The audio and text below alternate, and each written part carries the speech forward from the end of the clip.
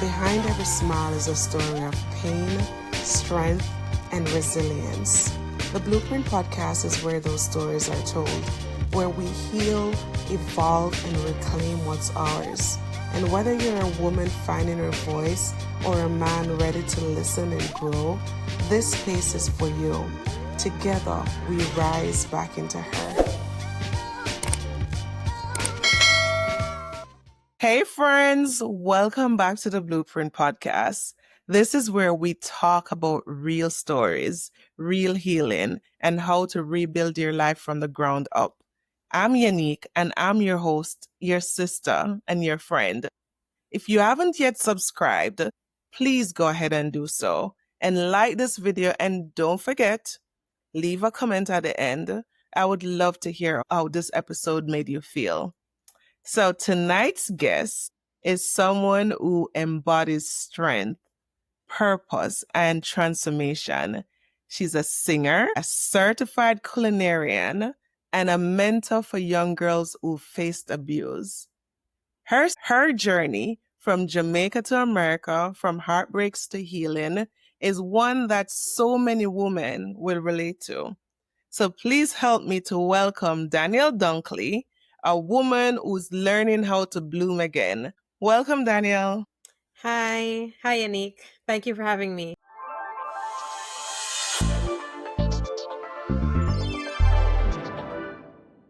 Thank you so much for joining us. How are you feeling tonight? Oh, I'm feeling great. Today's a good day. Today was a great day. Yeah, I love that. So we're going to talk about life, moving from Jamaica to America. So we're going to start exactly from the beginning. Before every transformation, there is a backstory. So can you take us back to when you first moved from Jamaica and what that season of life was like for you? So, hello again, everyone. When I first moved from Jamaica to the United States, so first of all, I moved to South Carolina to a city called Myrtle Beach. I didn't know anybody there, and I started meeting friends. The transition, I was very young. I was 20 years old. I was just 20, almost fresh out of high school, maybe like 2 or 3 years out of high school. And really the first time being without my mom in like an adult setting. Mm-hmm. So the transition wasn't horrible, but it wasn't smooth either. Many challenges were faced, and I was just it was like starting a whole new life with limited experience. So it was very interesting, but I think I needed that for even where I am right now to teach me strength and all of that. So it was good, and there was good and bad, but very necessary. Yeah. So what motivates you to move to America? So in that season of my life, I had just had a son. My son was about to be 1 year old. I had a son in 2014 and I moved here in early 2015. I had a son, and as I said, I was very young. I had him at the age of 19, and my choice of father for my son was not the most substantial. So I figured I had to make a decision. There were decisions that I needed to make, and I needed to provide for my son. That's when I decided to come to the US and, figure things out on my own. And there was a lot of drama that surrounded the whole relationship with me and my son's father at the time. So it was really an opportunity for me to get a brand new start and kind of navigate life and figure things out on my own and really be an adult, like kind of transform and transition into that state of being an actual adult. So the real motivation behind me moving to the United States was my son. And initially I wasn't planning on moving permanently, but met someone, and it transitioned into more than just, oh, it's just me. Yeah. Yes. Okay, that's good. And our kids are usually our biggest motivator for almost everything in life. So I'm glad your son was that motivation for you to push yourself. What are some of the challenges or the things that actually happened during that time that changed you for better or even worse, if any? So in that time, some of the things that changed me for better or for worse. All right. So I think I faced a lot of, when I came here, it was a lot of culture shock.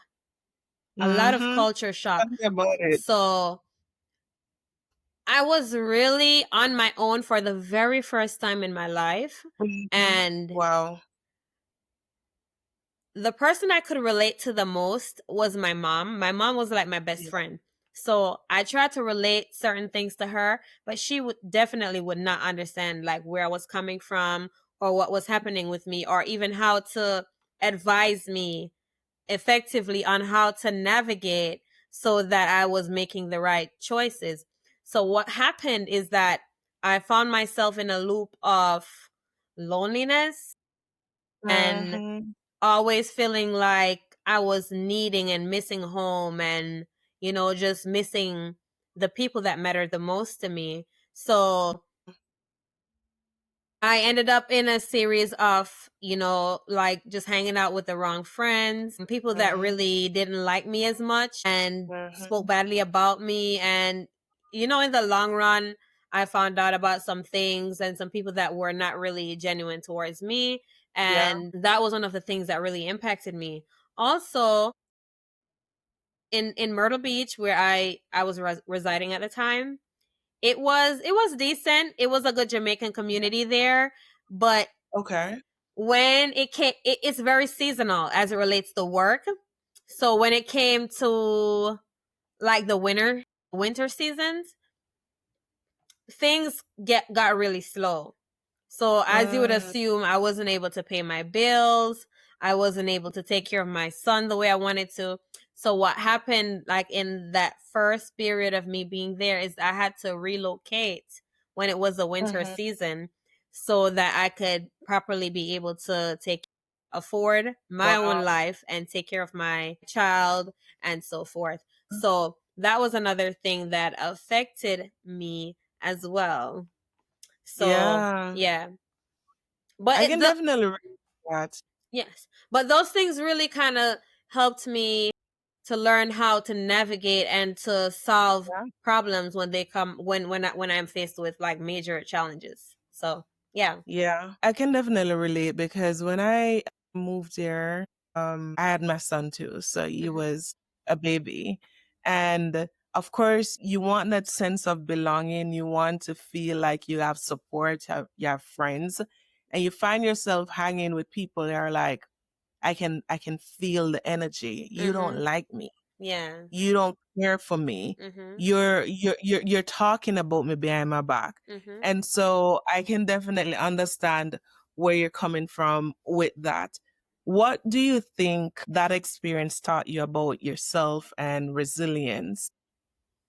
So what that experience taught me was that growing up my whole life, Mhm. I've always had people that were more like associates, but Mhm. for the longer parts of my life, I've probably had two best friends in my childhood, and those friendships really lasted like a year to 2 years time span.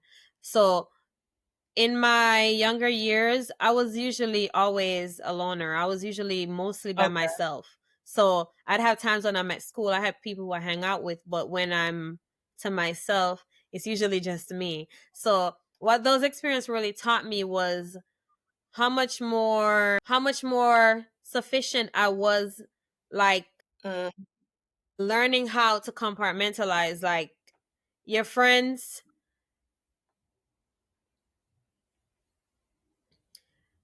So how to really know when it's time to be by myself and time, because I always kind of like overindulge with these people because I try to replace my family with these people who I thought were my friends at the time. With that, like I had to learn how to compartmentalize. Like these people are not your family, and until you meet people that you can trust enough, who care about you enough to be like Yeah. family, then you have to learn when when to associate and when to pull back. Just the Yeah. compartmentalization. Yeah, it's so important for us to recognize that from early because our friends build us and break us. You could have found yourself in a situation where you have friends who are looking out for your best interests and help you to navigate and take you the right direction. But then you may find friends who break you, who make you question yourself and wonder, am I doing the right thing? So I'm happy that you were able to eventually move away from that and realize that I have been doing this on my own for years. Why do I feel like I need someone, need these people when in actuality I can do it on my own?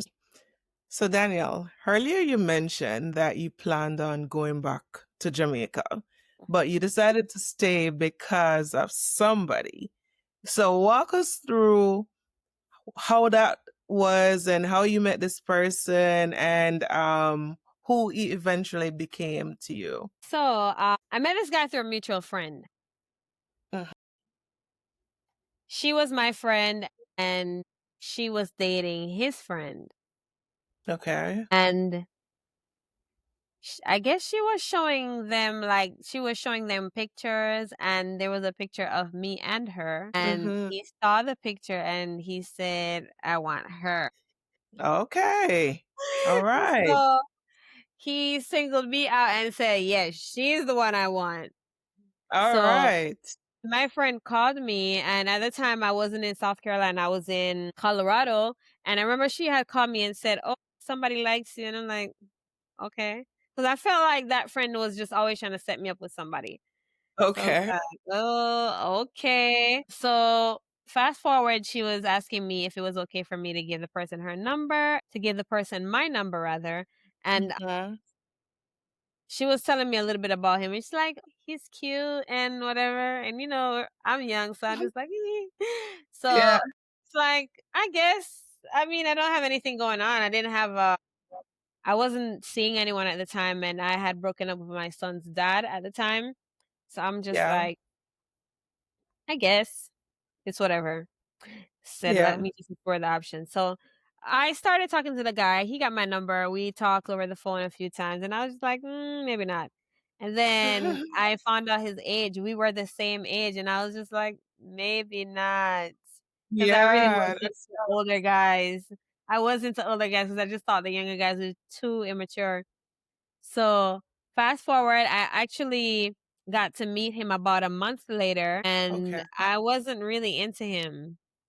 I Mm. wasn't feeling him, so I was just like, "Nah, nah." So then after that situation happened, we still kept communication, right? We still kept the Okay. communication and stuff, and eventually I started liking him, and I decided like maybe I could give it a chance. And Okay. we did, and I felt like head over heels for the guy.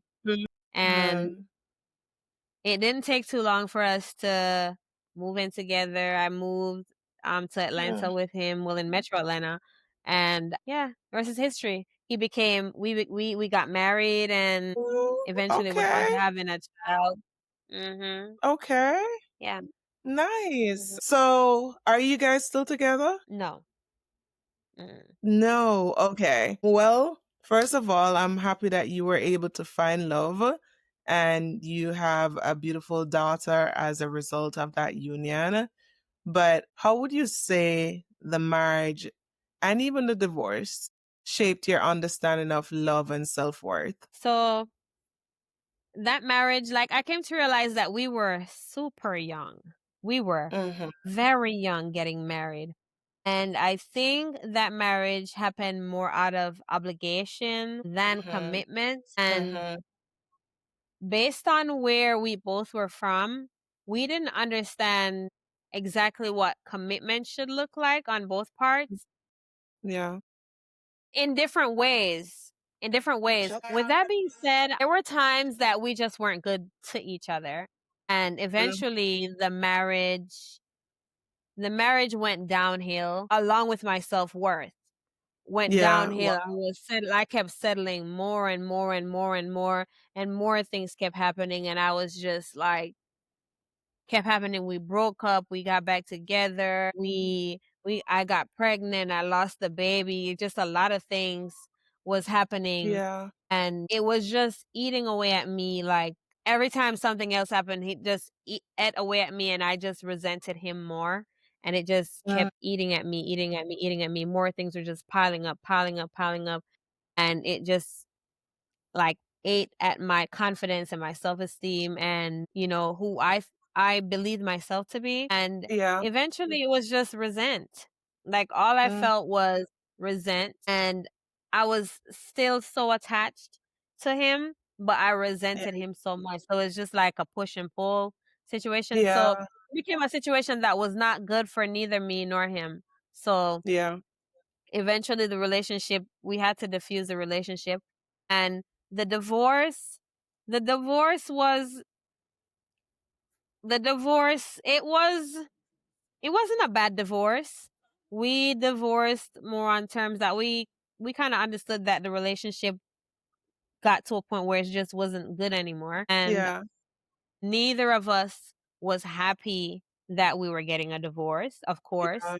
because I've had friends that say, let's throw a divorce party, and I'm like, no. Mm, mm, No. mm. Divorce is not something I want to celebrate. Like, Yeah. that's the end of my family, and Yeah. that's not something that I'm proud of or something I want to celebrate as though it didn't mean anything to me, because that's something that I really wanted.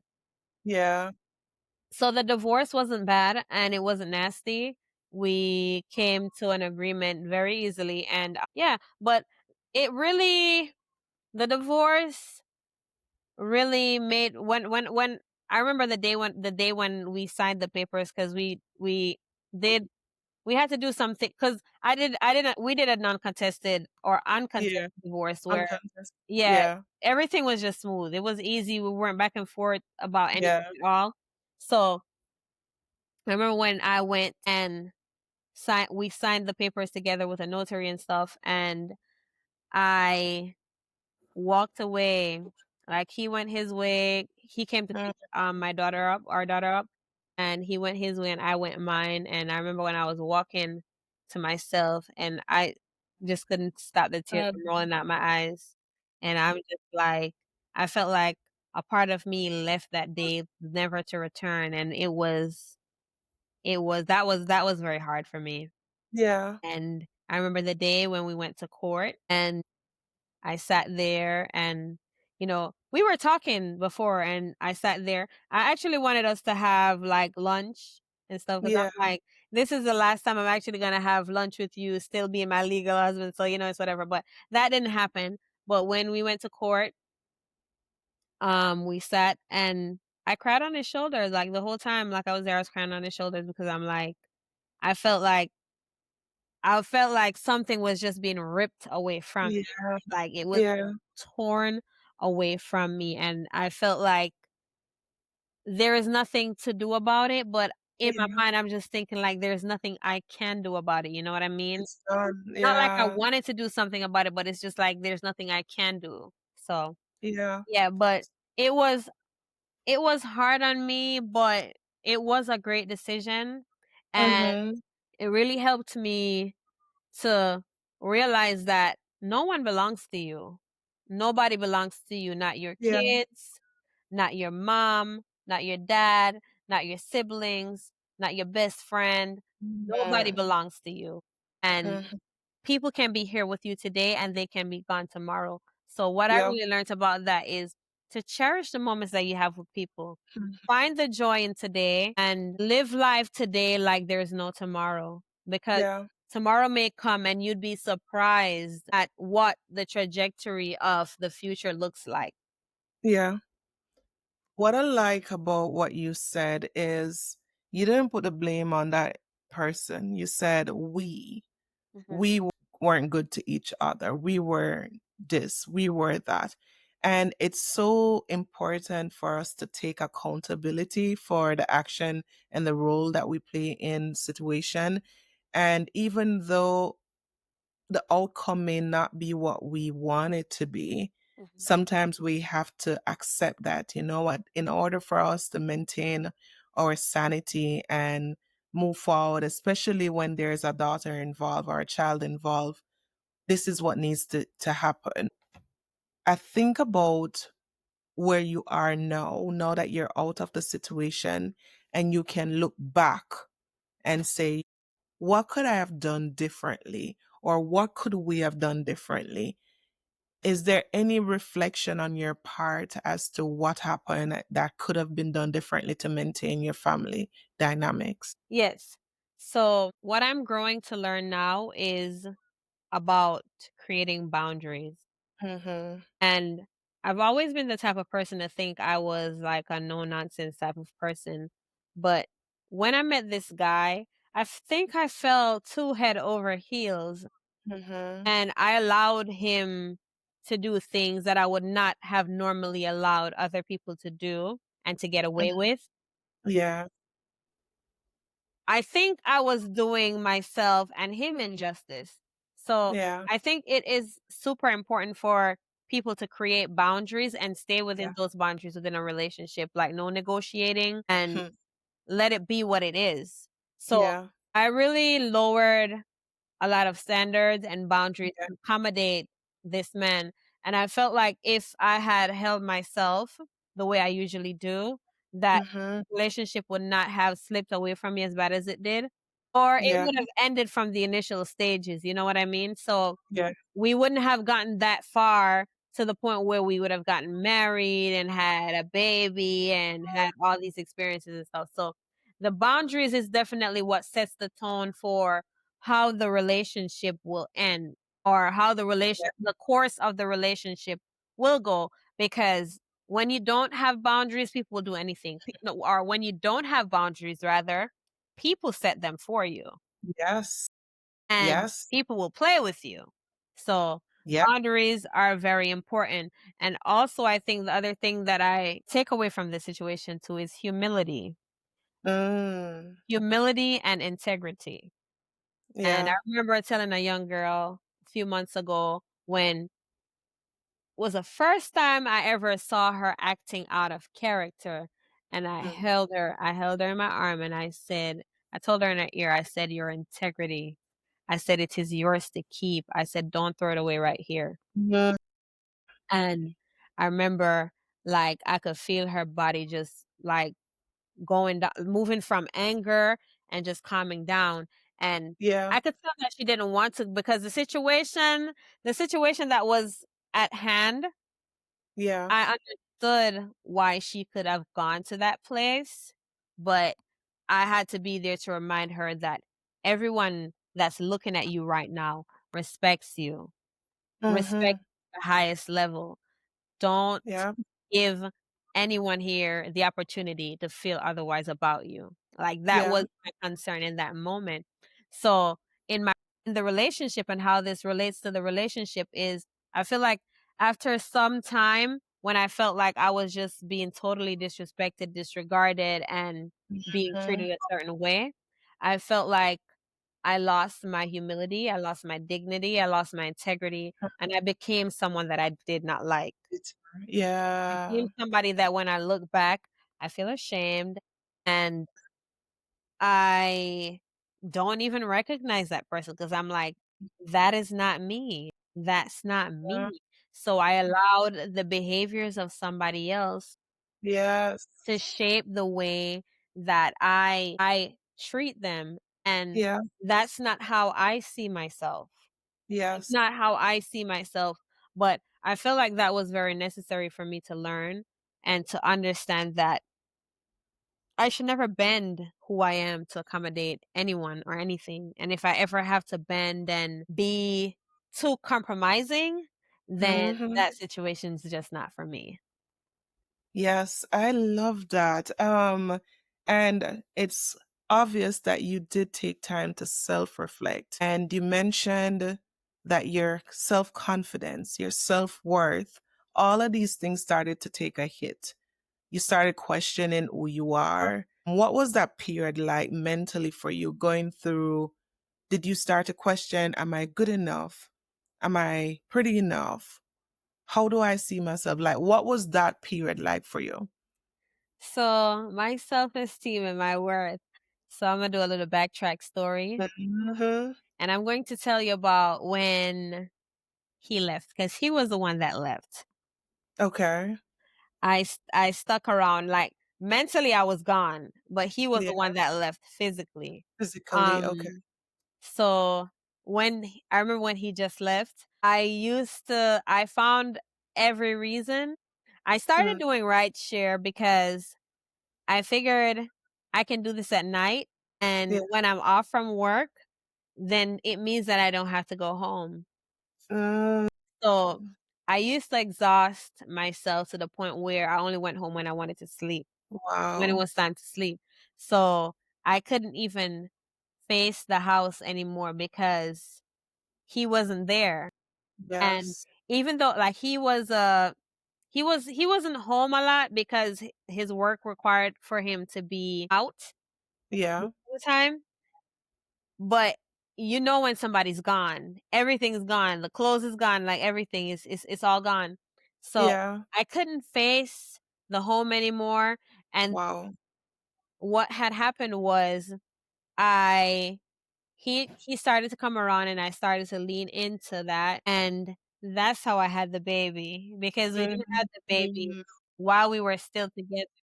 The baby happened shortly after the relationship ended.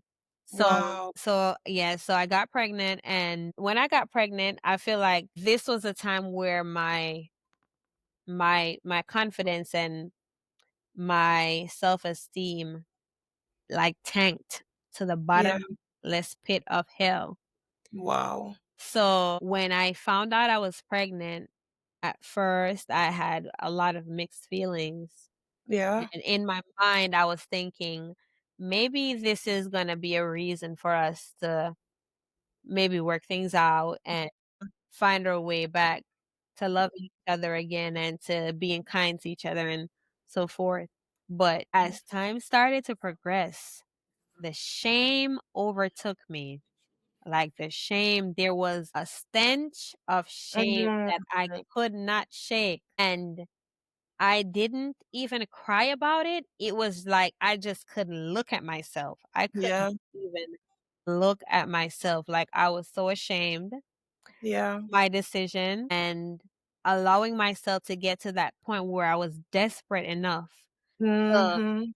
go and lay with a man that has told Already. me so many times that I just don't love you enough. I don't love Yeah. you enough. And make a child with such a man. And that is, I don't say that to paint him out to be the bad guy, but it was just me, like, I'm like, "How did I allow myself to get here?" Like, I felt like I got away and then I put myself right back into the place where I know I was not supposed to be. And I carried that shame. I carried that shame, and I think there was a level of stress that came with the shame, Yeah. and Yeah.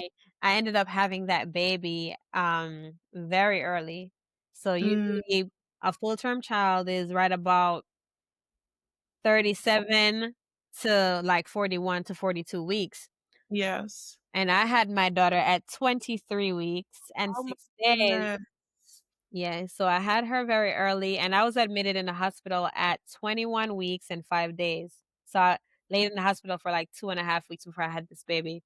Wow. And yeah, and, going through that process too took another hit on my self-esteem and my self-confidence that was already in the ground. So, I mean, Yeah. I was piercing the earth at this point and heading to the Yeah. core of the hurt, like, I had nothing left. When it comes Wow. to my confidence, there was nothing left, nothing, nothing. I was dead inside. And I remember even My daughter, she stayed in the hospital for 3 months, Wow. and I had to be there. I went through I had a C-section to have her, and I I I had to go to the hospital every day. Well, I didn't have to, but Yeah. I made it a priority for me to be there Yeah. every day. You know, I had to show up. I had to show up, and I had a son that needed me too. So I Yes. had to show up. At the time, my son was living with my mom in Jamaica, so Okay. that wasn't so hard for me. And then what happened is that before I went to the hospital, I hadn't re-signed my lease to my apartment. So I told them I wasn't going to renew this lease because I needed a bigger space so I can accommodate my Yeah. children in the way that I would like. And I told my neighbors, and my neighbors ended up renting my apartment. So Okay. when I went back to my leasing my the leasing office, they said, "Oh, there's nothing we can do because someone already rented the apartment, so we can't Oh my renew your God. lease." So I wasn't planning for all these events to happen when Yeah. they did. Heck. So when by the time I was leaving the hospital, I had a limited amount of time to find an apartment Wow. and to move out. Wow. And So I was just he had a helping you at this time? Was he in the picture at this time Oh, yeah, helping yeah, yeah, you? yeah, yeah. Okay. So, he was helping me financially, and when I was in the hospital, he was very supportive. He was very Okay. supportive. He was there most of the time, and as you know, he was paying for everything. So, he Okay. had to Okay. be, like, juggling work and trying to Yes. stay with me and trying to make sure that my needs are met. So, I think the best time I saw of him in a long time was when I was in the hospital, Okay. going through what I was going through. He was very supportive at that time. And, yeah, so, I went through that process and everything, and I told you, like, I had the baby, and all of a sudden, I started feeling like I was just looking at myself, and I'm like, "Oh my god, you look so disgusting." Like, I was Yeah. fat, I was not feeling Yep. myself. You know all the things that goes with when you become a mom again. It's like you Yes. lose so many pieces of yourself, and you gotta walk and pick up the little pieces and try to put them back together. So, Yeah. I was right there where Wow. my self-esteem was already so low and worn out and Hard to see it. nothing, and then I had went and had this baby preterm. Mm. So I was going through a lot, and then with the whole apartment thing, it ended up where I didn't find a place to stay before because I went home on a C-section, I had to heal.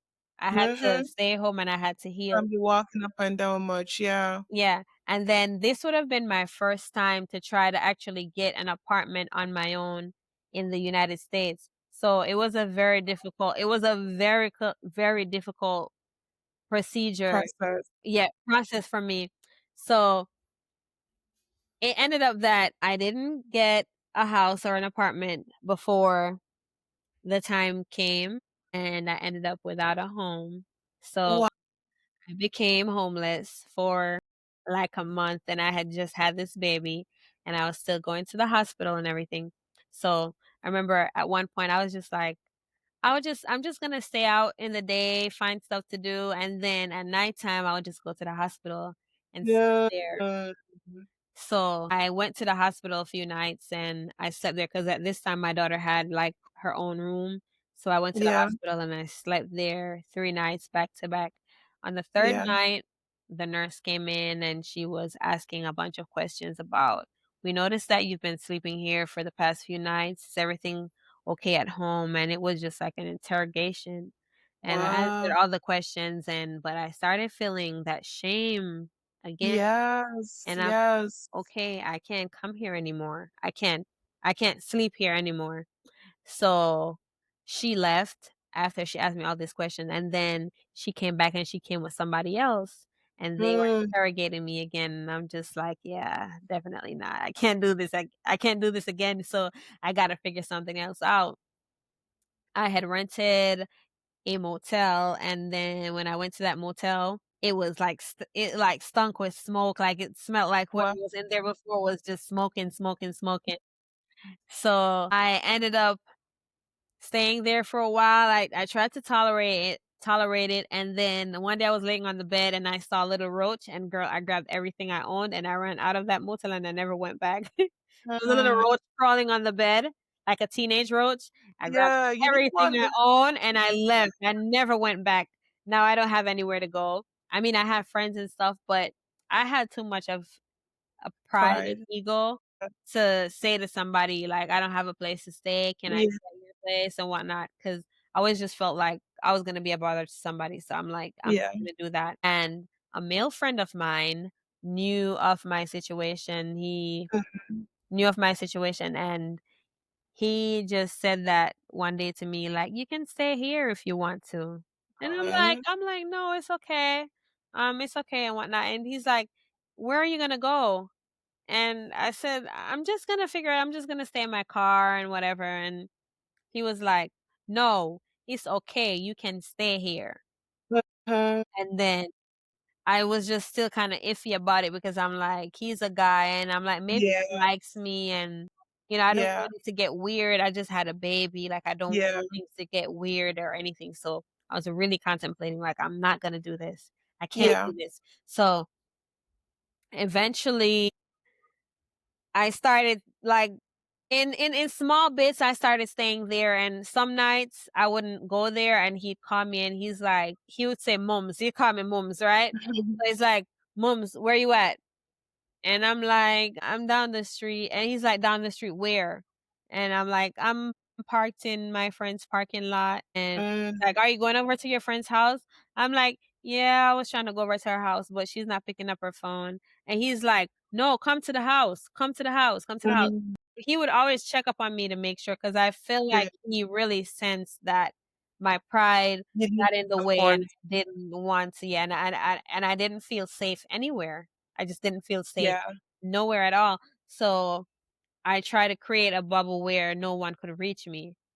yeah. But he surpassed that all, and to say the least, like, he was a really good friend because, I stayed Okay, at his house, and he never tried to take advantage of me at that's all. If good. anything, he was just, like, super supportive. But with me being in my bubble and feeling how I felt and everything that I've been through, You didn't need someone I else. I just never felt safe anywhere. I always felt like somebody was always out to get me, like, But I gotta stay buckled up, yeah, like, all the time, because somebody was coming to get me, like, at all times. So, mm, I tried my best to to contribute to stuff in the house and things of that nature, and he would tell me, "No, yeah. you don't have to do that, you don't have to do that, blah, blah, blah. Don't do it. You just had a baby, you need to rest, blah, blah, blah," and whatnot. No. So, he was good to me. And the other part of the story that I didn't say is that my daughter's father, he wouldn't have accommodated me at his house, because what I didn't know at the time is that he was having another child as well, right around when I was having a baby. So he had 2 babies, like, a month Oh apart. my So goodness. yeah. Yeah, yeah, yeah. So The other woman was living there?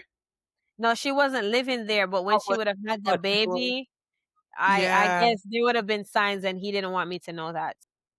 Wow, okay. So let's, put things into perspective for the listeners. Give Mhm. us some time frame to work with. So how old is your daughter? So my daughter just turned 4. 4, okay. Mhm. So this is not too long ago, guys. Mhm. And I'm a product of a week apart kind of baby kind of thing. So my sister is 1 week older than me. So I kind of understand a little bit as it relates to men and having kids with different mothers at the same time. But that's crazy that he would come back and mess with you knowing that he has a whole thing going on elsewhere as well. Why do you think women go back to situation that they have already walked away from? It's attachment Mm, and lack of self-worth, yeah, because yeah, I think for me personally, and I think a lot of women go through that, especially women that did not grow up with a father, a caring father that taught them how to value themselves, taught them a good yeah, value system.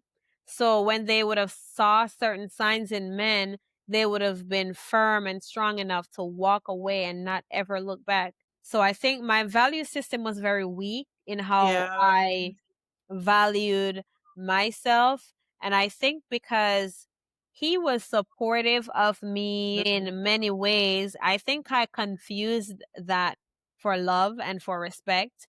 Yeah. And I held on to hope. I Okay. held on to hope for a very long time because there would have been people that I would have looked up to, like my Yeah. mom and like a good friend of mine, an older lady that's been married for many years, and my father and few other people that would have kind of sold me the thoughts that he's going to change and he will change and he's a good man. He's a good man, Mhm. Savannah. He's just going through a hard time. He's young. We make all of these Yes. excuses for them. All the excuses. So all the excuses, I was hearing these things and Yeah. I just thought that there was some truth to it. So I held on to that hope that yes, because when I'm around him, like there's a certain way that I feel and it's just like electricity and it's like from me to him and him to me. So I'm like, Mm, he must love me, but what's the reason it's why he love. cannot do right by me? But Yeah. I grew to understand that's just attachment. It's just attachment. Yes. It's not Especially when they not tell you love. straight that they're done or they want out or they Mhm. don't want it anymore.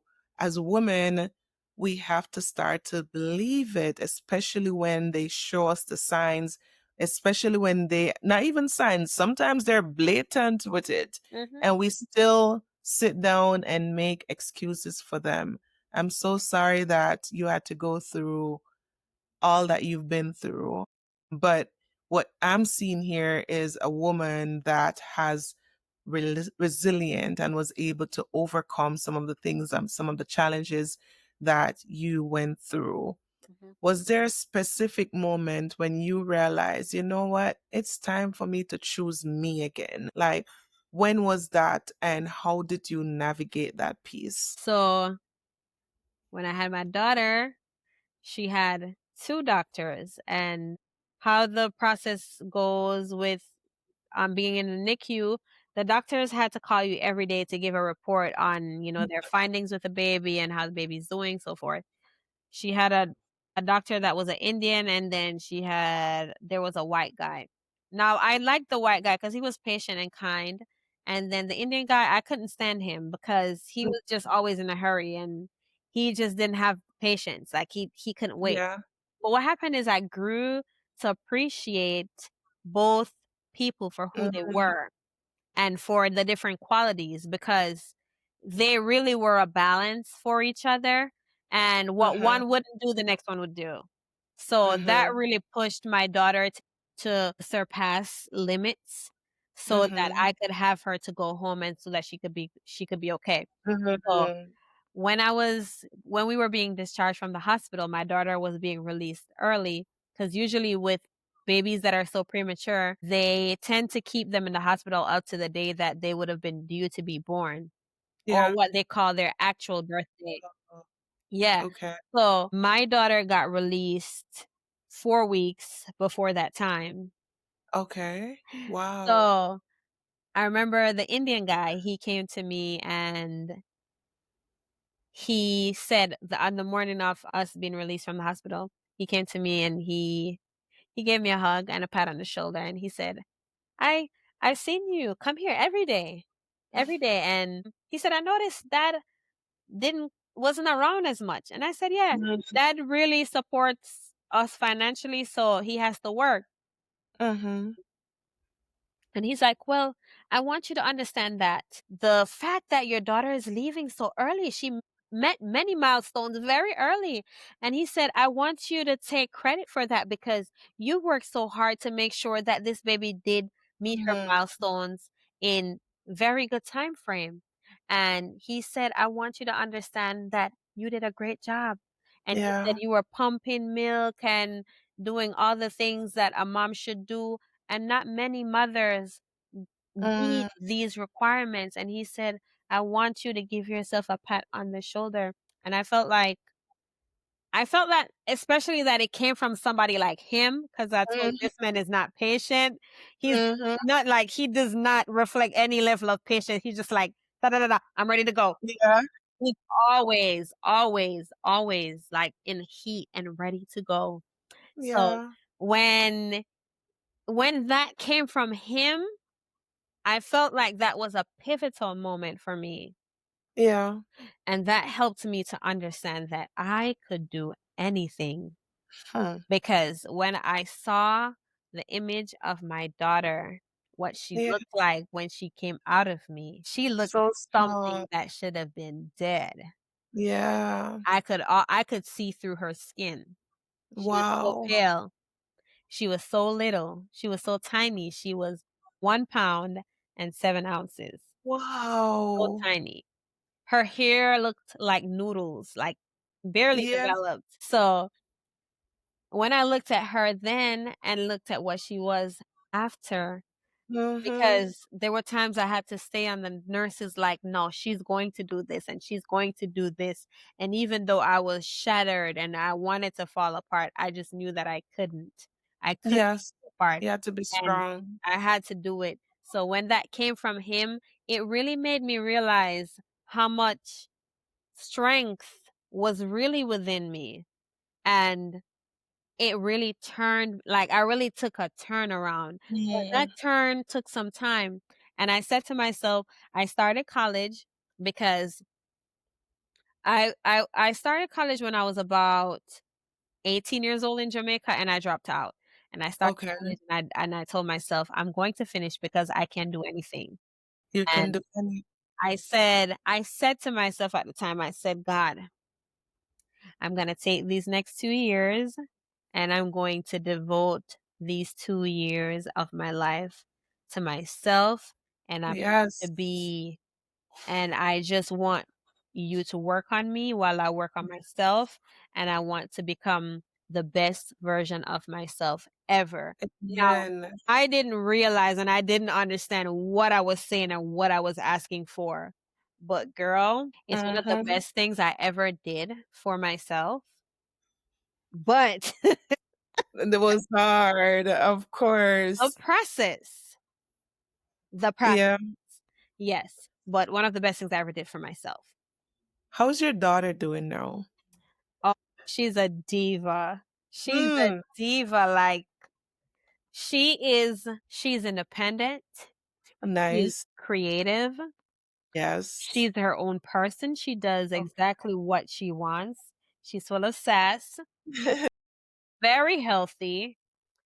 If you ask me, she's probably healthier than an average child, Yes. so no health issues, no complications. She's very outspoken, she's very Yes. confident, I and love that. she's just Just her own yeah, person. she's striving. She's striving. That's amazing. Mhm. Guys, if you're enjoying this conversation, ensure that you like this video and subscribe to the Blueprint so you can get more stories like this because right now I am feeling inspired. I'm looking at a woman that has shown so much resilience. She's healing. She literally moved from struggling with self-worth and self-esteem and wondering why me to now look at her. Look at her. You see that smile? Yeah, yeah. I know if you're listening, you probably won't be able to see the smile, but I'm telling you, she's glowing. I met her at the gym in the sauna. So that in itself shows that she's working on herself. Okay. So don't get it twisted. She is out here doing her thing. All right. So we're going to shift gear a little bit and it's time for us now to speak to the women. And you mentioned the Indian man, and I'm hoping that he was able to teach you how to be patient, right? So, we're going to talk about being patient for the right time because sometimes we rush ourselves, rush our healing and our blessing because we just want it right now. We want it no, no, no, no, no. But what would you say to women who are listening now about waiting for God? Because when we get to a point, especially when we start reaching like a certain age that we put in our mind that by this age, I want this, that, that. And when we don't see that happening, we all of a sudden start to rush it.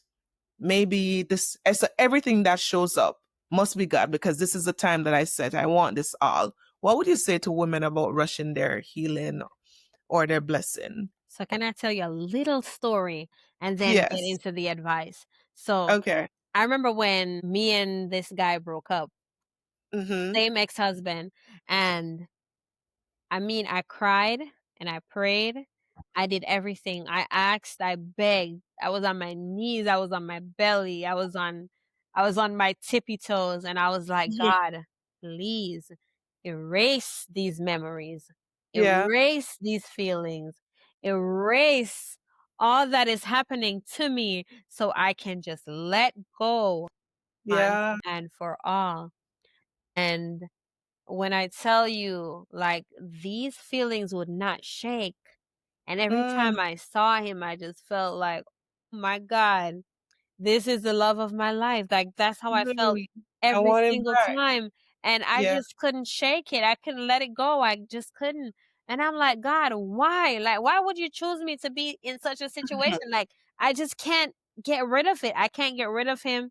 Like, I can't get him out of my head, and every time I Yeah. felt like it's gone, it just came back like boom, like a Wow. sucker punch to my stomach, and I was just like, "God, please, please, Wow. if you don't wanna take this from me, then take me. I can't Yeah. do it Mm, anymore. so you I get to can't. that point. I can't Oh do it my. anymore."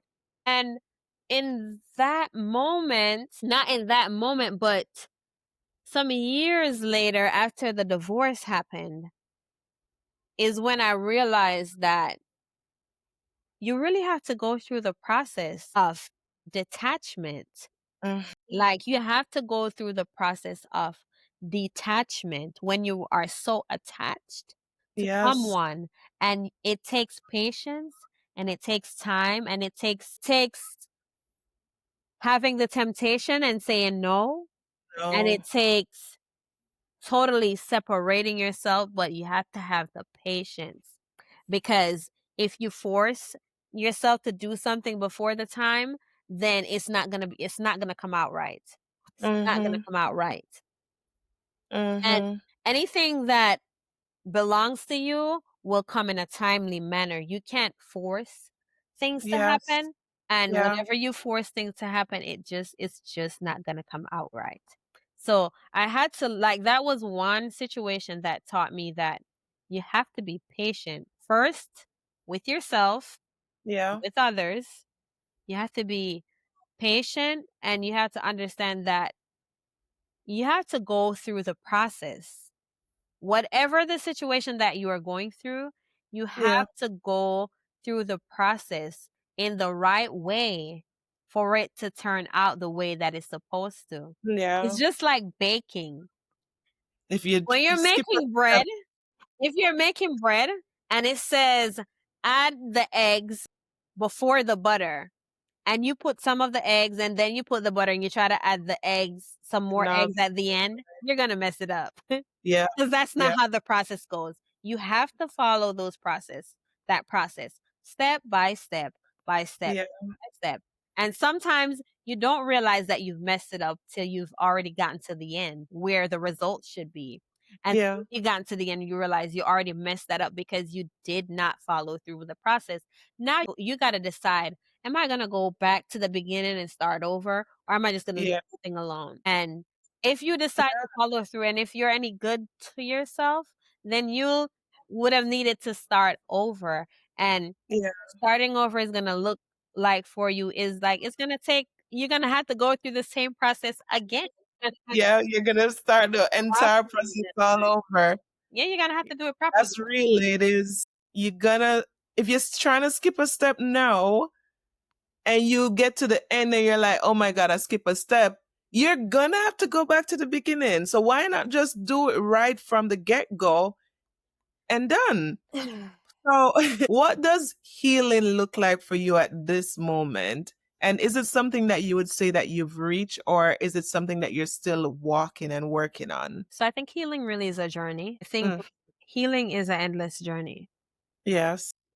So we're always going to encounter things that we're going to need to heal from. It doesn't matter what point you get to in life, anything can happen.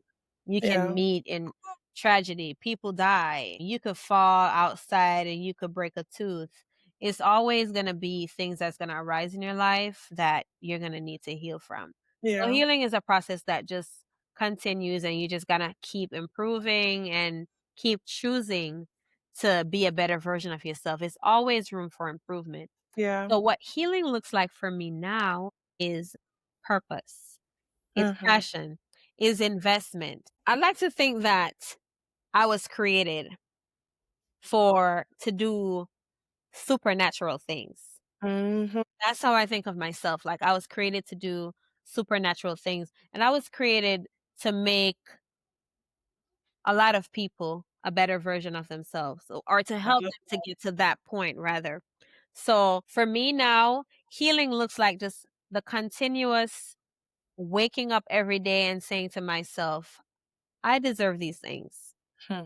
I deserve to be loved correctly. That's I deserve to be safe. Deserve to put myself first. I yes. deserve every single investment that I do in myself. I deserve to Yes. be healthy. I deserve Mm-hmm. to have good thoughts. Yes. Deserve to walk the walk and to talk Yes. the talk and to live the life. And I Mm-hmm. deserve all the peace that life has to offer. I deserve to be the woman that I was created to be. I deserve Yes. it all.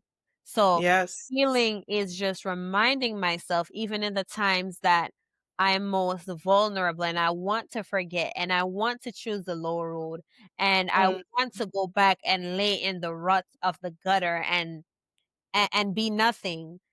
Just Yeah. reminding myself that you're way more than that and You are way more than that. deserve all these things and so All much the good more. things. So that's what healing and it's just living in my purpose, like the things that I was made to do, the things Yes. that make me whole. It's just finding those things and living through them. Like I tell people now that I live the way I love. Mm, Live the way I love. And what that means for me is now I'm a mentor. And mhm. now I have my own nonprofit where I feed the homeless people. Now Wow. I sing and I sing to my own liking. Like I live the way that I love and Yes. get to love people without the expectation of wanting something back in return.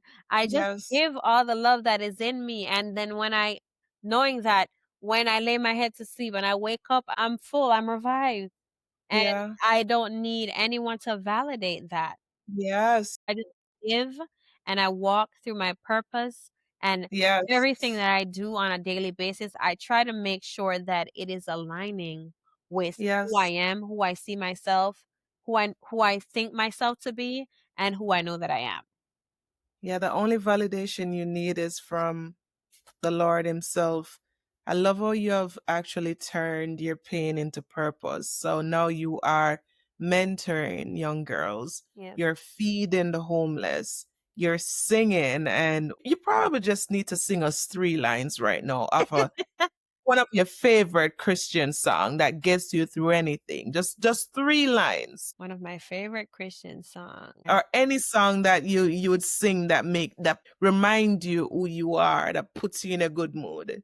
So this song, and I really love this guy. His name is Jonathan McReynolds. Mhm. And he has a song that goes like this. I love most of his songs, but he has a song like this. May your struggles keep you near the cross. May Mhm. your troubles show just I haven't listened to this song in so long. And may your battles end the way they should. And Mm. may your whole life Mm. prove that God is good. And may your battle prove that God is good. May You know how I know you can sing? keep I you feel the safe, chills. Feel it. and may your struggle show just who Yeah, you are. And may your battles end the way they should. And yeah, may your bad days prove that God is good. And yeah. may your hope Nice. We prove got her that started, guys. God is good. Amen. Amen. That was beautiful. You do have a beautiful voice. Thank I you. love that.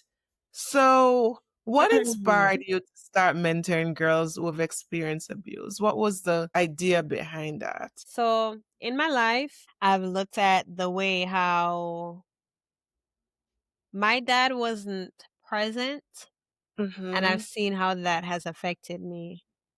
Now, my Mm-hmm. daughter, her father is very present in her life, and I see how confident she is. Yes. And I, of course, do try to instill a lot of confidence, but I know what it means to be a little girl and wanting for a father, wanting Mm-hmm.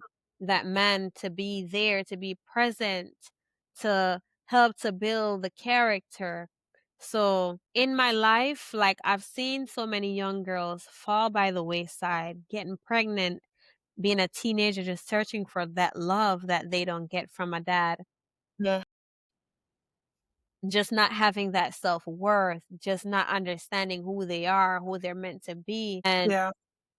I feel like for me, it took me too long to understand what self-worth should mean, what self-love should look like, and what valuing myself should really look like.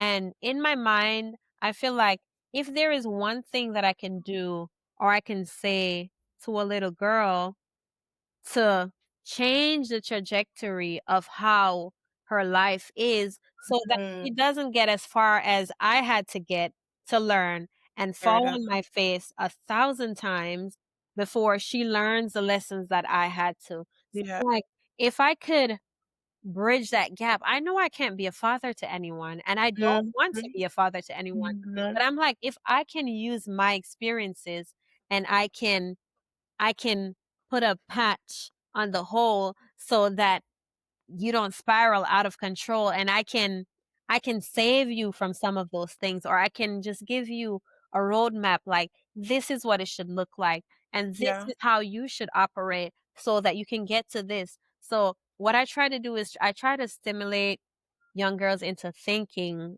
of what they would like their life to be, because sometimes there's nobody there to guide them and to help them to understand that you can be all that you can be, because I didn't understand anything about dreaming, and Mm-hmm. I had some level of ambition, but I really didn't fully come to understand what my ambition should look like. Like, there were so Yeah. many things that would seem so simple to some people that I Yeah. just did not know. I just Yes. didn't know. I didn't know. No one was there to hold me and to hold my hand and to make sure that certain things were instilled in me. I Yes. had to go, Want to be I had for to some. trip, and I had to fall on my face, and I had to get up and fall on my face again 1,000 times just to learn these simple lessons that some people might have learned since they were 5 years old when I was 25 and 28 and 30. Mm-hmm. You know what I mean? So I'm like, if I can just be that person that bridges that gap for just one girl, then I felt like I've done my job and I've served my purpose. And that's how I feel too. So when you guys see me doing these Mm. podcasts and you see me writing my book and you see me creating these affirmation cards, you actually heard Daniel list out everything that she tells herself. And that is because I feel as if I can impact just one woman, one person listening to this, then I've done what God has asked me to do. And from what I am gathering from Danielle, she's taking that same approach. That if she can tell her story, if she can meet a little girl, a teenager, a woman in the middle and say, "Hey, You don't have to continue all the way to the end to figure out that that wasn't the right direction. Let me walk you back to the beginning so that you can make that bread the correct way. Then she would have done what she has been asked by God to do. So, to ladies, women, girls, teenagers listening to this right now, what do you want them to take away from your story? What I would love for any young girl, it doesn't matter if you're young, if you're old, if you are struggling with confidence, with your confidence or with your self-esteem, with maintaining your integrity, if you keep falling back in the same cycles over and over again, and you're wondering why do I keep going back to that place? Why do I keep going back to wallow in my vomit? Like, why do I keep doing these things I don't understand? And I'm confused. If you're in a state of confusion, I want you to know that healing takes time. Mhm, Healing takes time and it takes patience and it takes a lot of devotion to yourself. And mhm. it's in the habits that you create. So with every bad habit that you do have, you have to find something positive to replace these things. So for me, my routines are I started working out and working out consistently. So this is Yeah. one thing that keeps me level. So I just want you to understand that you have to get in the habit of taking care of yourself one Yes. bit at a time, really taking care of who you are and taking care of those things that make you feel whole, that make Yeah. you feel good about yourself. And doing those things consistently, doing those things consistently. And I mean things that don't give not things that gives you temporary pleasures, but Mhm. things that make you feel whole. Like when you're done, you're smiling from ear to ear and you're happy for the next week. The things that Yes. make you feel those joys. And you invest in those things and you keep doing them and you keep making it larger and just keep going for the things that make you whole. Focus on you. Silence the noise. You Yeah. have to separate yourself from the noise. And if you're surrounded by people, excuse me, but if you're surrounded by people that you realize that they're giving you the advice that cause you to go back to the places where you do not want to be, you have to Yeah. figure out a way how to silence those noises. You have to seclude yourself. You have to separate yourself from a lot of things that you care about and a lot of people that you care about to get to that sweet spot where you can be yourself and not be Yeah. apologetic about it. I love that. Yes, ladies, those were all amazing advice. And I echo every single one. Self care is extremely important. And I know when we're going through our situation, when we're feeling depressed or we're stressed out, the last thing that we want to do is get up and go exercise or go to the gym. All we want to do is lay in the bed. But by laying in the bed, your confidence may end up taking a hit because now you're going to be eating and sleeping and gaining weight. And so you have to fight back. You have to make a conscious decision to fight back, to say, I am not going to let myself get out of control. And so if it means that I got to get up and go walking and clear my mind and get some fresh air, you have to prioritize self care. Because once you start feeling bad about yourself, the rest is going to be harder. So I echo every single thing that Danielle has shared. And I have really enjoyed this interview. But before we wrap up, I've got a quick rapid reflection segment. So the way that this works is you're just going to say the first thing that comes to mind. Are you ready? Yes. All right.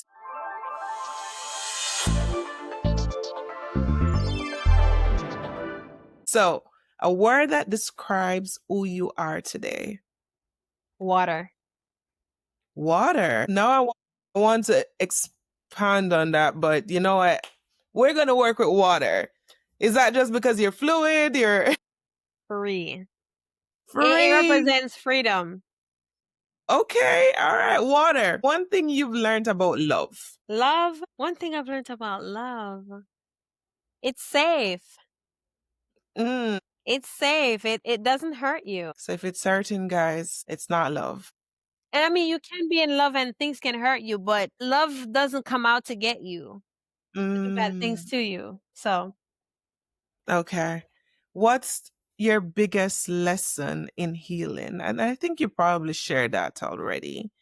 It's ongoing, it's a journey. So patience patience. Okay. and kindness to myself, to me. Mm. And if I do it to me, then it's easy for me to do it to everyone else. Yes, I love that.